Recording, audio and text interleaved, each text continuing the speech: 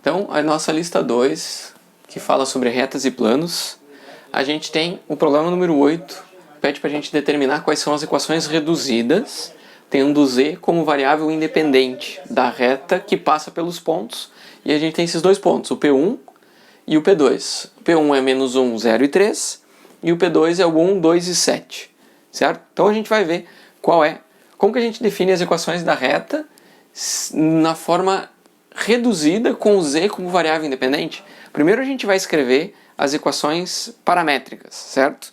Então, as equações paramétricas, ela tem a... Então a gente vai aqui, ó. Vamos escrever as equações paramétricas. Porque a partir das paramétricas a gente consegue isolar o t em uma delas, e aí, isolando o t, a gente substitui o t nas outras e tem a reduzida. Aqui ele está dizendo para o z ser independente, então a gente vai isolar o t na equação do z. Vamos ver como é que fica. Então lembra, a gente vai resolver sempre colocando uma introdução, vamos escrever as equações paramétricas. Só que para a gente escrever as equações paramétricas, a gente precisa de pelo menos um ponto pelo qual a reta passa, tá? A gente tem dois, então não tem problema. Mas a gente também precisa de um vetor na direção da reta, tá? E a gente tem dois pontos que estão sobre a reta, então a gente pode definir o vetor da reta como sendo o vetor que aponta de um ponto para o outro. Então a gente pode escrever o seguinte, tá? Vamos escrever as equações paramétricas. Para isso, né? Vamos determinar o vetor na direção da reta. Para isso, determinamos o vetor na direção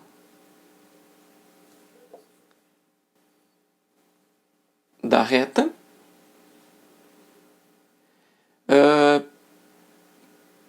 como o vetor que aponta, né, de P1 até P2. Certo? Então a gente vai fazer o seguinte, ó, o vetor da reta, ele vai ser o vetor que aponta de P1 para P2. Precisa ser de P1 para P2? Se for de P2 para P1, não faz diferença. A gente vai também ter a forma parametrizada, né? As equações paramétricas da reta dependem de qual o vetor que a gente vai usar, desde que ele tenha a mesma direção do vetor, a mesma direção da reta. Então a gente vai fazer o seguinte, ó. Para pegar o vetor que aponta de P1 para P2, a gente vai pegar o P2 menos o P1. Então a gente vai ter, ó, 1, 2, 7, menos 1, 0 e 3. Esse daqui é o vetor que aponta da origem até P2. Esse aqui é o vetor que aponta da origem até o P1. A diferença entre os dois é o vetor que aponta de P1 para P2. Então a gente tem o vetor 1 menos 1 é 1 mais 1, que é 2. 2 menos 0 é 2. 7 menos 3 é 4. Ok? Então, este aqui a gente vai usar como sendo o vetor da reta. E agora, como é que são as equações paramétricas, né? Então, tendo o vetor, né, as equações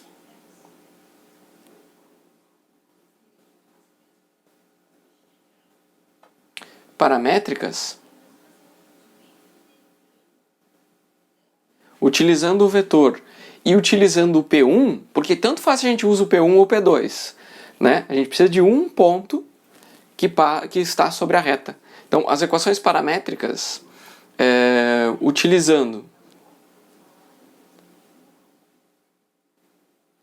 o vetor VR, que é o vetor da reta, e P1, aí se vocês quiserem ver como fica com o P2, vocês vão ver que é a mesma reta. O que muda é o parâmetro t, né? A importância do parâmetro t ali para a gente obter os pontos da reta. Mas, basicamente, a gente pode usar qualquer um dos dois. Aí eu vou usar o VR e o P1. Então as equações elas ficam assim, ó. O x, né?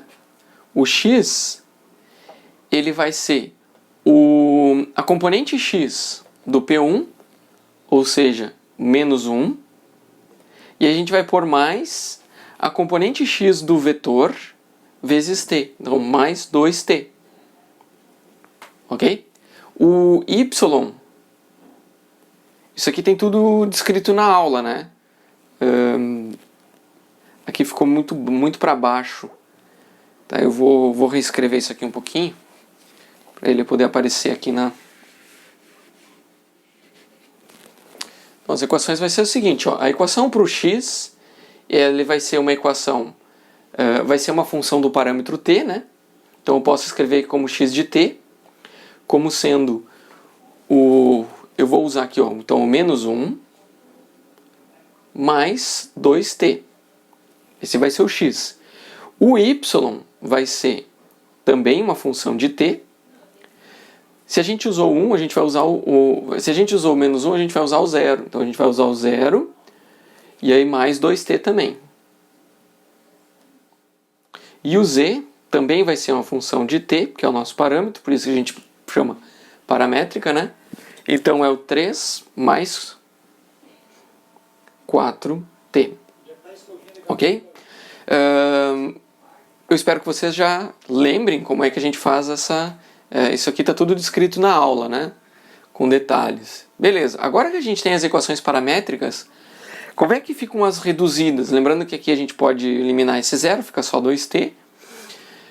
Para a gente ter ela reduzida com z sendo a variável independente, lembrando que independente é o valor de entrada para a função. No caso aqui, quem que é a variável independente nas equações paramétricas? É o t, porque a gente obtém o valor de x, o de y e o de z, que estão sobre a reta para qualquer valor de t. Né? Então eu coloco um valor de t, digamos, a t igual a 1. Então eu tenho, vamos ver, t igual a 0. t igual a 0 eu tenho o ponto x igual a menos 1, o y igual a 0 e o z igual a 3. E esse é um ponto sobre a reta, a gente já sabe, é o P1 especificamente. Né? Se o t for 1, então a gente põe 1 aqui e a gente põe aqui 1 aqui e 1 aqui. Então a gente tem um ponto que também está sobre a reta que passa pelos dois pontos, P2. Né? Por exemplo, o t igual a 1 é interessante, porque o t igual a 1 a gente vai ter o quê? Olha só, eu tenho menos 1 mais 2, isso daí é o x igual a 1. Olha só quem que é x igual a 1. O t igual a 1 dá y igual a 2. E o t igual a 1 dá z igual a 7. Então a gente vê que, por coincidência, até por uma questão, ficou bom para eu explicar didaticamente, a gente tem o ponto P1 nessa parametrização é equivalente ao t igual a 0. O ponto P2 é o equivalente ao t igual a 1. Mas todos os infinitos pontos entre esses dois pontos e além, né, mas sobre a reta, são obtidos por diferentes valores de t. Ok? Beleza. Isso daqui, então, são as equações paramétricas. Agora, a gente tem o t como variável independente. A gente quer que o z seja variável independente. Então, a gente vai isolar o t nesta equação aqui e a gente vai substituir aqui nas outras, no x e no y, porque daí quem vai ser a variável independente vai ser o z. A gente dá um valor de z, de entrada, que pode ser de menos a mais infinito, qualquer valor, né? Desde que seja real, porque não há restrição de domínio nenhum aqui, e a gente vai obter o x para aquele valor de z que a gente deu, que é independente, e o y para aquele valor de z. Então o x e o y ficam dependentes e o z fica independente, né? Porque a gente dá qualquer valor de entrada. Se aqui ele pedisse o x como variável independente, você ia isolar o t nessa equação do x. Se ele pedisse o y, isolaria o t nessa equação do y. Mas ele pediu o z, então a gente vai isolar nessa daqui.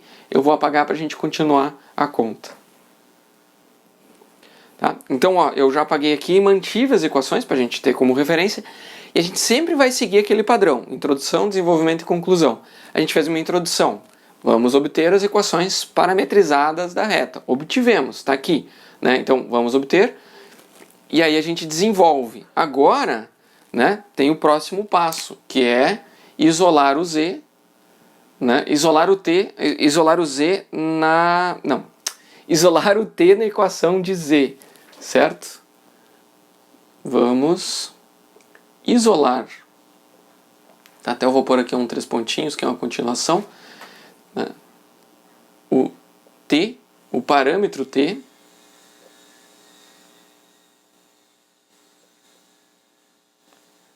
na equação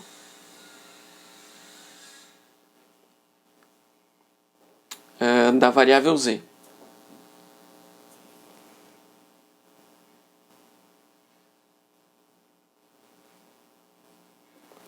Ok?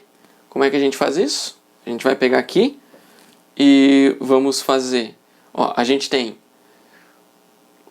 o z igual a 3 mais 4t. Então eu posso fazer, ó, z menos 3 igual a 4t. E a gente vai ter aqui, ó, o t é igual a z menos 3 sobre 4. Ok? Ou ainda a gente pode fazer, ó, z sobre 4 menos 3 sobre 4. É melhor fazer assim, porque depois quando a gente vai substituir aqui, já... Não, mas os dois têm 2 aqui, então eu vou fazer assim, ó, z menos 3 dividido por 4, ok? Então a gente tem o t. Agora, né, agora a gente substitui esse t nas equações de x e y, para a gente ter as equações reduzidas, ok? Então agora a gente só tem aquelas duas equações de x e y, tá? Agora, substituímos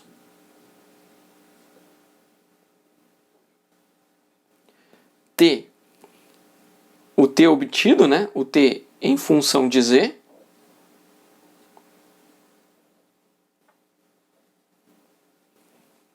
nas equações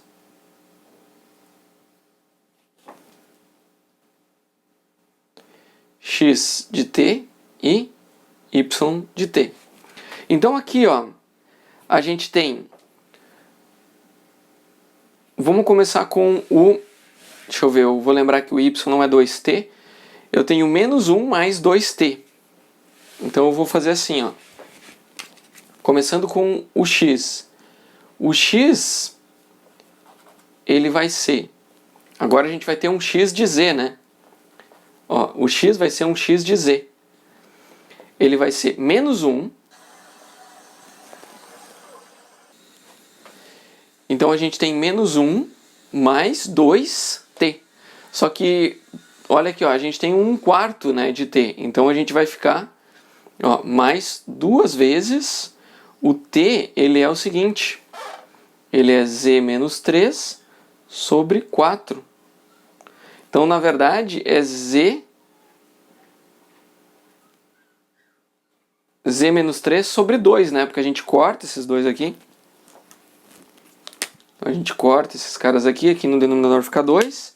E a gente tem menos 1 mais z sobre 2 menos 3 meios. A gente ainda tem que juntar esse menos 1 meio com esse menos 3 meios. Só que 1 a gente pode trocar por 2 meios. Porque daí fica na mesma base e a gente fica com menos 2 menos 3 dá menos 5. Então a gente tem z sobre 2 menos 5 meios. E essa daqui é a equação para o x, certo? Então o nosso x em função de z, ele fica z sobre 2. Eu posso pôr um meio em evidência aqui, ó. 1 meio de z menos 5.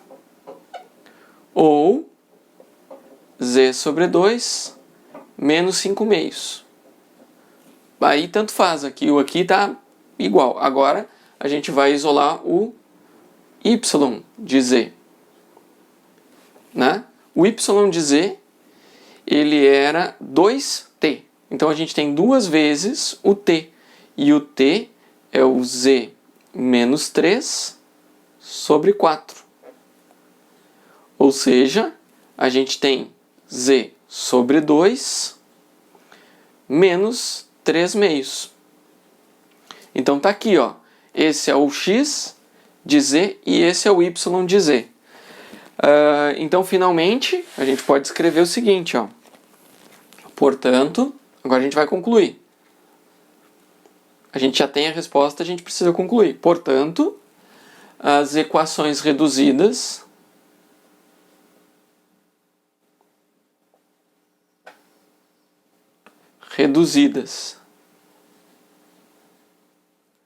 com z,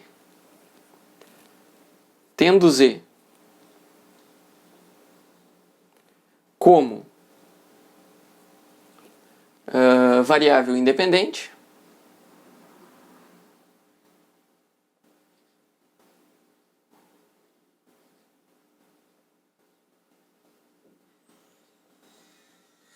ficam x de z fica z sobre 2 menos 5 meios. E y de z fica z sobre 2 menos 3 meios. Ok? Essa daqui é a conclusão. E essa é a resposta final. Beleza? Lembrando sempre que não adianta só apresentar a resposta, precisa desenvolver a solução e comunicar essa solução, ok? Não adianta só escrever isso aqui. Tem que desenvolver a conta. O problema 17 pede para a gente determinar a equação geral do plano que passa por dois pontos e é paralelo a um vetor. Então a gente tem um vetor... olha só, a gente tem um vetor que está sobre o plano, né? Que ele pode ser escrito sobre o plano. E a gente tem dois pontos pelos quais o plano passa. Para a gente poder obter a equação do plano, a gente precisa de pelo menos o vetor que é normal ao plano. E a gente tem um paralelo. Então a gente precisa de um vetor que seja normal ao plano e a gente precisa de um ponto sobre o plano. Tá? A gente está aqui, ó. Tá aqui, a gente tem dois pontos, então o ponto não é o problema. O problema é que a gente tem que primeiro achar o vetor normal ao plano. Como que a gente vai achar? Quando a gente tem dois pontos e um vetor, e todos eles estão sobre o plano, a gente pode fazer o seguinte. Eu posso pegar o vetor que aponta de A para B, e ele vai estar sobre o plano. E aí a gente pega o outro vetor que está sobre o plano e faz o produto vetorial deles, e aí a gente vai ter um vetor normal. Produto vetorial entre o vetor que aponta de A para B e o vetor V. Tá? Então, a gente vai começar o problema como? Precisamos obter o vetor n normal, um vetor, né? Um vetor, não tem um vetor, são infinitos vetores que são normais, um vetor n normal ao plano. Tá? Como é que a gente vai fazer isso? Vamos obter o produto vetorial, né? Para isso, vamos fazer, né? Calcular, realizar, né? Fazer o produto vetorial.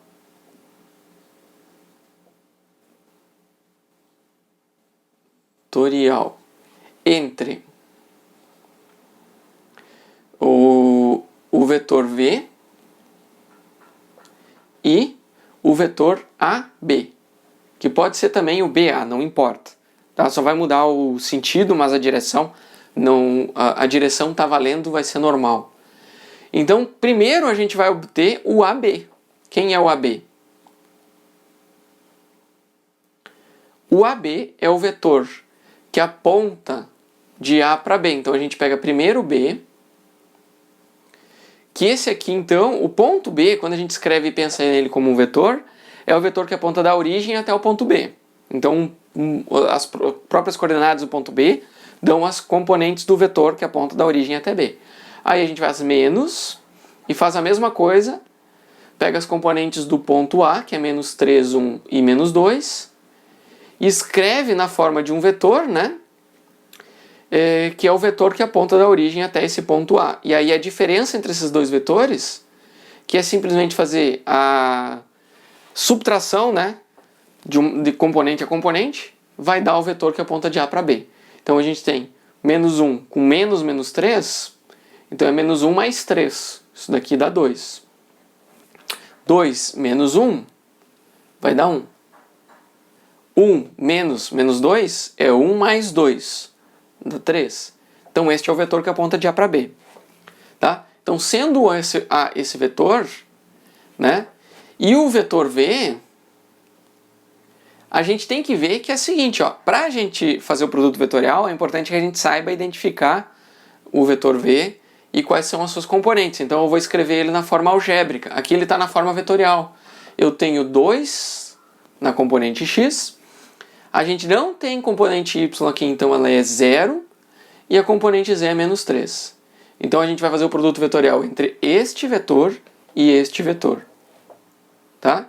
Então a gente vai fazer o seguinte, V vetorial AB, a gente vai usar a regra de a gente fazer esse determinante. Na verdade ele não é um determinante, mas é o mesmo procedimento que a gente estivesse calculando um determinante de uma matriz. Por que não é um determinante? Porque determinante é um número quando a gente tem uma matriz de elementos numéricos.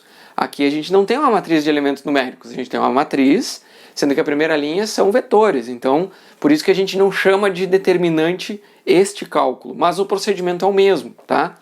Que se a gente tivesse uma matriz com elementos. Aqui a gente vai fazer o seguinte.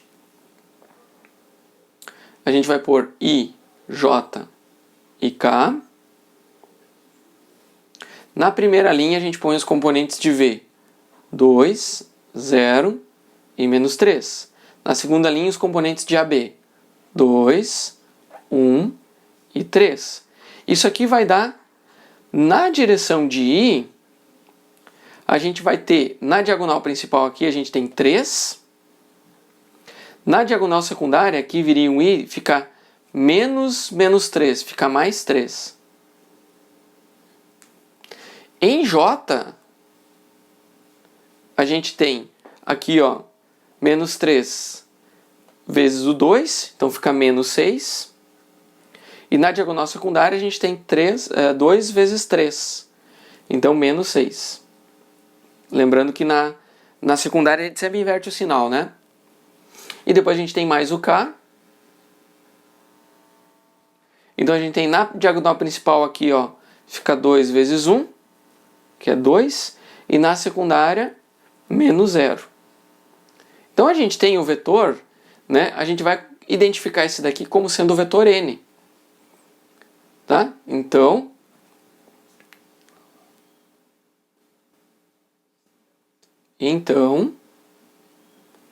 N, que é um vetor normal, vai ser igual ao vetor V vetorial AB, que é o vetor que na componente X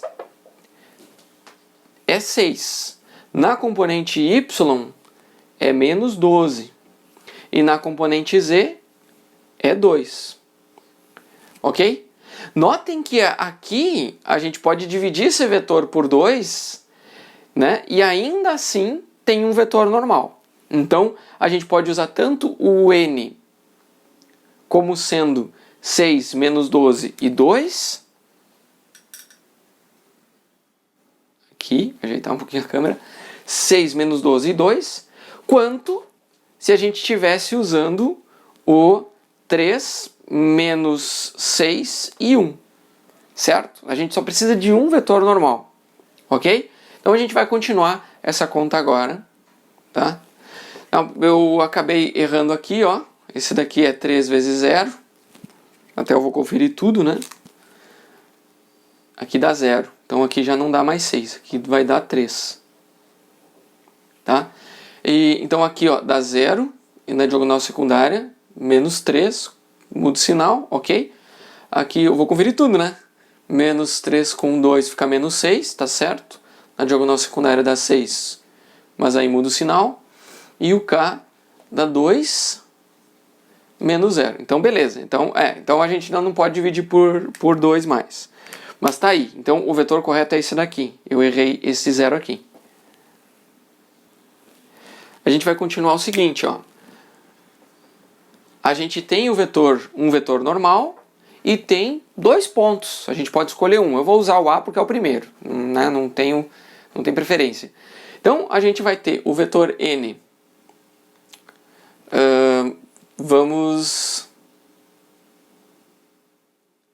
Agora vamos escrever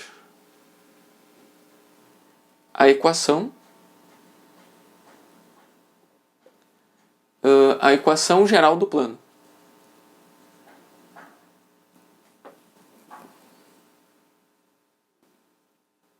Né? Ou então a gente poderia dizer assim, a equação geral do plano fica, né? Acho que ficaria até melhor. A equação geral do plano fica. Ela fica como? Ela fica o nx vezes x mais o ny vezes y mais o nz vezes o z mais um parâmetro d igual a 0. O nx, ny e nz são esses caras aqui, ó. Nx é igual a 3, o ny é menos 12 e o nz é 2. Tá? Ou seja, a gente tem 3x menos 12y mais 2z mais d igual a 0. Como é que a gente obtém o d? Então, para a gente obter o d, a gente precisa aplicar esta equação em um dos 2 pontos que a gente conhece, que fazem parte do plano. Então eu vou obter o D aplicando no ponto A. Poderia ser no B? Poderia, tanto faz, tá?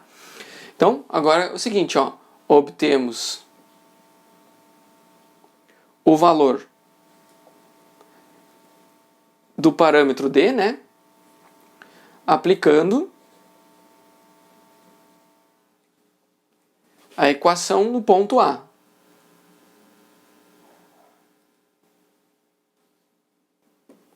Tá? Então a gente vai aplicar a equação no ponto A. O que significa aplicar a equação no ponto A? A gente sabe que o ponto A está sobre esse plano. Então a gente precisa achar qual é. A gente coloca a componente x do A no lugar do x, componente y no lugar do y, componente z no lugar do z. E a gente vai escrever o seguinte, ó, 3 vezes menos 3. Sempre que multiplicar, pegar um número e multiplicar por outro, e o segundo número ele for negativo, usa parênteses. Porque se você não usa parênteses, isso aqui é uma notação horrível. Porque você coloca vezes e menos. Você está fazendo vezes ou está fazendo menos? Você está fazendo vezes um número negativo. Então coloca entre parênteses para não dar dúvida na notação. Tá? Muita gente faz sem o parênteses e, sinceramente, não é formal. Tá? Aí a gente vai pôr menos 12 vezes 1. Notem que o 1 positivo não precisa do parênteses, porque não tem ambiguidade aqui. É exatamente 1 e 1, 12 vezes 1. Aí a gente vai pôr mais 2 vezes menos 2. De novo eu vou pôr menos 2 entre parênteses. Eu vou pôr mais d igual a 0. ok? Agora a gente só tem o D. Só existe um número de D, um valor de D, para que isso daqui seja igual a zero. É a condição para que o A faça parte deste plano. Né? Existem infinitos planos paralelos quando a gente tem o D livre. Né? Para diferentes valores de D, a gente está pegando planos paralelos, ou para cima ou para baixo. E aqui, então, a gente quer ver exatamente qual desses planos é o que passa pelo ponto A. Se a gente fizesse com o ponto B, tem que dar o mesmo D. Se não der o mesmo D, alguma coisa foi errada antes, ok? Inclusive, pode servir como teste, verificação. Pô, eu vou aplicar no ponto A e depois eu vou aplicar no ponto B, ver se dá o mesmo D. Daí eu não vou fazer isso agora aqui, mas fica de teste para vocês verificarem. Qual que é o D? Aqui a gente tem 3 vezes menos 3, isso aqui dá menos 9, menos 12, menos 4, mais D, igual a zero. Então a gente tem o D, ele é igual, ó, o menos 9, menos 12, menos 4 passam para o outro lado como ficam positivos. Então na verdade a gente tem aqui 21, 25. Certo? Então aqui dá 16, 25. Então o D tem que ser 25.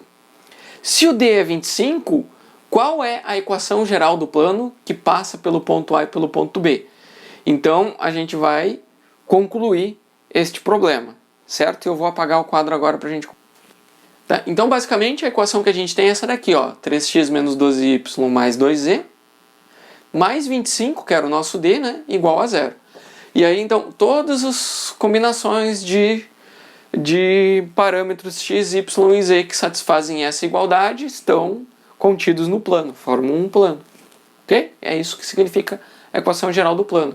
Agora a gente vai concluir. Lembra que toda resolução tem que concluir. E eu vou concluir com uma proposição. Determine a equação geral do plano. Então eu vou colocar aqui, ó, portanto, que é um conectivo, daí eu faço a proposição conclusiva. Portanto, a equação geral do plano, né? Do plano, que plano? Bom, o plano que a gente está analisando, né? A equação geral do plano é 3x menos 12y mais 2z mais 25 igual a zero. Ok? Feito? E aqui está concluído. Eu vou fazer uma observação que eu disse que vocês deveriam fazer, mas eu vou fazer. Que é a gente aplicar o ponto B, ver se satisfaz essa igualdade. Como é que eu vejo se o ponto B está contido nesse plano? A gente vai, né, aplicar o ponto B na equação. Né? É uma verificação. O que a gente tem? A gente tem 3 vezes, quem é o x? Menos 1. Menos 12 vezes, quem que é o y? É 2. Mais 2 vezes, quem que é o z? É 1. A gente tem um mais 25. Isso aqui tem que ser igual a zero. Será que vai dar zero? Bom, então a gente vai ter aqui, ó, menos 3. Menos 24. Mais 2 mais 25 igual a zero. Olha só isso daqui, ó. Menos 3 mais 2 é 1, é menos 1. Com o menos 24 a gente tem menos 25 mais 25 igual a zero. Tá certo, né? Isso daqui é uma afirmação certa, tá comprovado. Não é trivial a gente falar que 25 menos 25 mais 25 é igual a zero. Então isso daqui, ó, demonstra que B está no plano, né? Ok? Então, com isso a gente conclui, né? Aqui conclui a questão, né? E aqui a gente só verifica, é uma forma de verificar que a gente fez tudo correto.